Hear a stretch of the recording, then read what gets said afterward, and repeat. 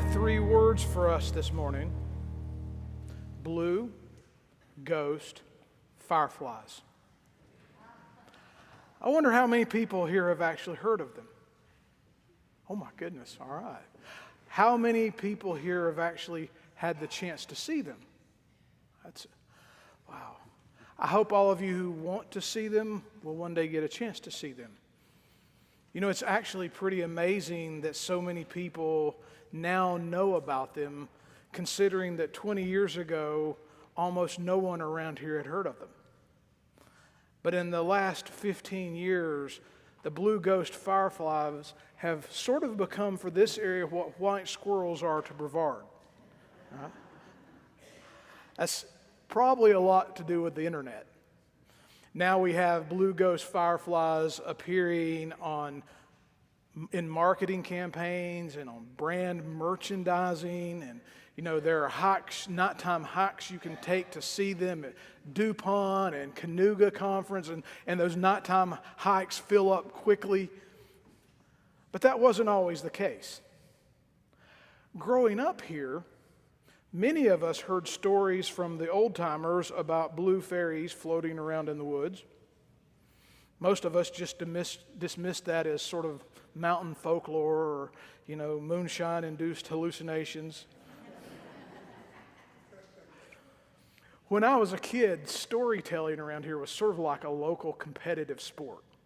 So glowing blue orbs in the forest sounded like just another yarn that you would hear in a barber shop or at the back of a general store or on somebody's front porch. But I have an uncle. He's sort of a strange mix between a naturalist and a hermit. He likes the woods a lot more than people. And that's an understatement. He really likes the woods and he really doesn't like people. And he spent more time out in the woods around here at night than any person I know.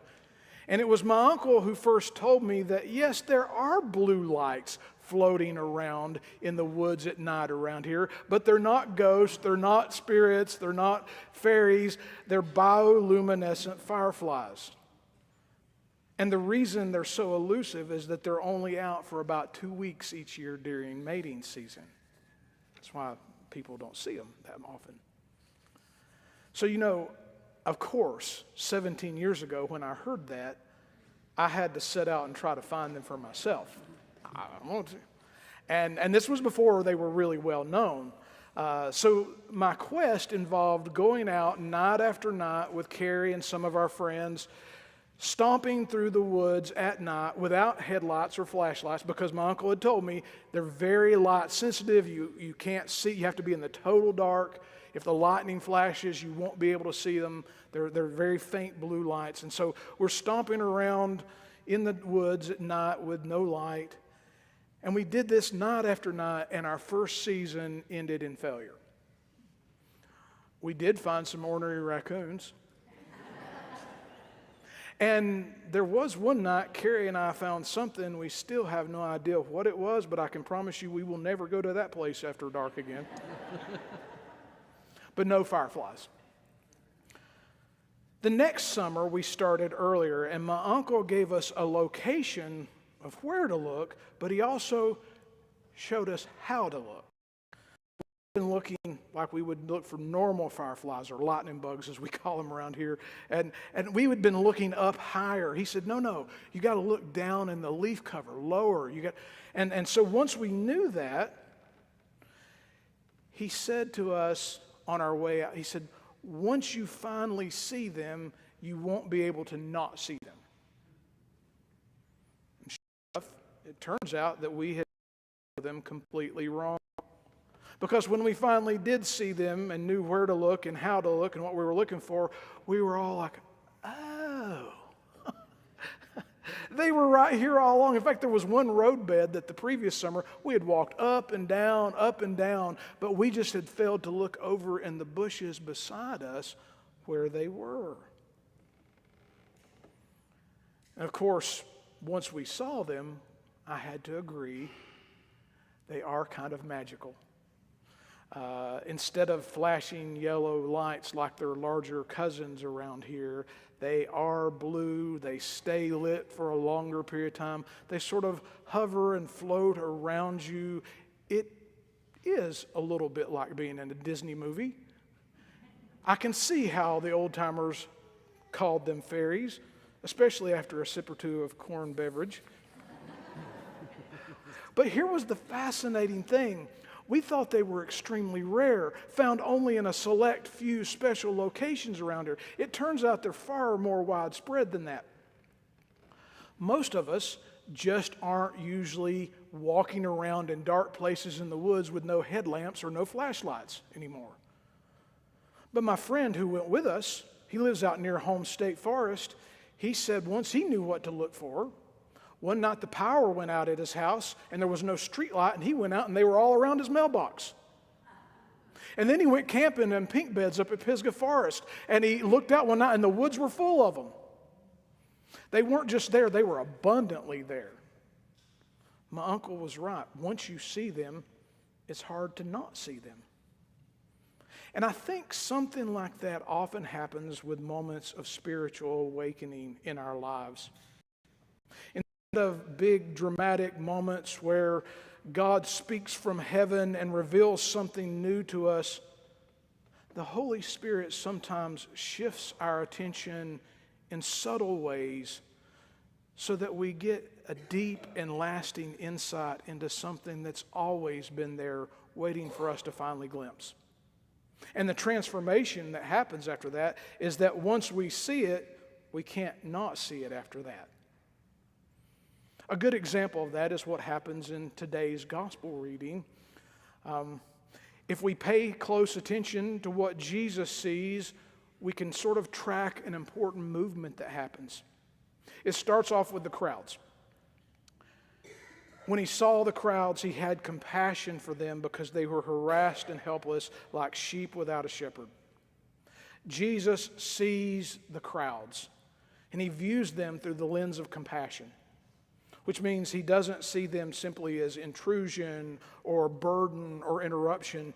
He sees something else. He sees their need, because that is the lens of compassion. He sees their need. And he sees that need as an opportunity to do the healing work of God that he was sent to do. But he also sees how overwhelming the numbers are. And you can sort of hear a little of his exasperation in what he says next. Then he said to his disciples, "The harvest is plentiful, but the laborers are few. Therefore ask the Lord of the harvest to send out laborers into the harvest."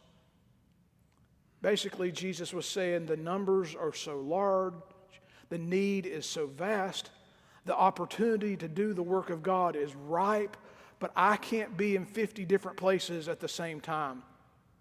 Ask God to send some more help to do this work. I wonder how many of us have ever felt like that. We look out at the world around us and we see the extent of the needs. It feels so overwhelming that we just want to throw up our hands sometimes because we feel inadequate to the scale of the needs around us. Lord, send in the cavalry. We need some help here. We need some reinforcement. Our resources are inadequate to the need. But pay attention to what happens next. Then Jesus summoned his 12 and gave his 12 disciples and gave them authority over every unclean spirit, to cast them out, to cure every disease and every sickness. These 12 Jesus sent out with the following instructions: go, proclaim the good news, cure the sick, raise the dead, cleanse the lepers, cast out demons. There's the shift. It's almost as if while Jesus was standing there looking at his followers, asking them to pray that God would send more people out to help the crowds, there was this moment where he goes, oh. He begins to see in them the answer to that prayer. And the answer was right there all along. So what does he do? He deputizes the very people he asked to pray about this. He gives them His authority, and He sends them out to be an extension of Him and His ministry of healing and what He had been doing, what they had been watching Him do. They knew what to do because they'd been following Him for so long. And He multiplies by 12 the reach and the impact of His healing work. The solution wasn't waiting out there somewhere or over yonder in that nebulous area where one day we'll have enough resources. The answer was already right there, close at hand. Friends, this is how the Holy Spirit often works. By widening our vision to see what God has already provided. By helping us to see that the answer to our prayers is often right there in front of us. That's how the Spirit moves people into ministry. Early on, Jesus had called these 12 to follow Him. And this is the moment that they go from being followers of His ministry to doers of His ministry. You know, I think it's really unfortunate that so often when we talk about being called to ministry, we limit that language to talking about sort of a specialized vocation of ordained ministry in the church. Or we use it for people who go off and do really big things in faraway places. And even worse, we surround it with sort of a mystical aura that makes it sound like being called to ministry is some sort of unusual experience reserved for a select few special people who are somehow spiritually worthy. First of all, and I know I've said this many times here over the years, but I'm going to say it one more time. Every Christian is called to ministry. Every Christian. Your baptism is your ordination and your authority to go out and continue the work of Jesus. And second, the call to ministry often starts not in some big dramatic way, but simply by seeing a need, seeing something that our unique passions, our unique experiences have shaped us to notice, and we just can't leave it alone, right? It begins to work on us. Maybe it's that we notice someone at work who's carrying more than we realized. Or we notice that our neighbor hasn't had a visitor in several weeks. Or maybe it's a friend that we notice a change in their smile. Normally they're very cheerful, but now it feels like they're carrying a hidden grief. Maybe we go out to the grocery store and we encounter a young family who's barely holding it together. Maybe we walk through the parish hall on Sunday morning and we notice someone sitting alone, so we strike up a conversation. It starts with seeing people, seeing the need, and that need begins to work on us, and our hearts are moved. We ask God to please meet this person's need, help this person.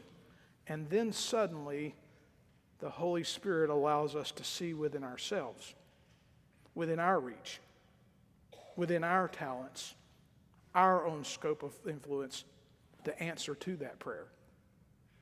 And once you see it, that's your moment of, oh, it's me. I can make a difference here. You see, you don't have to be a specialized clergy member or a professional church worker to be called to ministry. Your presence, your gifts can make a difference in someone else's life, can become part of Christ's healing in this world. That's your call to ministry. That's what moves us into being doers of ministry. Or maybe it's as a parish. We look around and our hearts are moved and we want to help. We look at our educational system and the kids struggling in our educational system, and the need is so great and the resources seem like so few. And then we look around one day and notice that there's this elementary school over here. And it almost touches our property. I mean, like really, literally. We park in it every Sunday. And we go, oh, that's us. This is our calling into ministry. My uncle was right. Once I finally saw those blue ghost fireflies, it was hard to understand how we had ever missed them. They were there all along. The woods hadn't changed. The fireflies hadn't suddenly appeared. What had changed was we simply learned where and how to look. And maybe that was what Jesus was doing with his disciples in today's gospel reading, teaching them how to see that the needs around them aren't a cause for despair, and teaching them to see themselves not as bystanders waiting for someone else to act, but as people who could participate in the work that he was doing. The harvest is plentiful. Opportunities for compassion are still all around us. And the answer to our prayers for the needs of others is probably much closer than we think. We just need to know where to look, because maybe it's standing where we already are. And once we see that, it's hard to not see it anymore.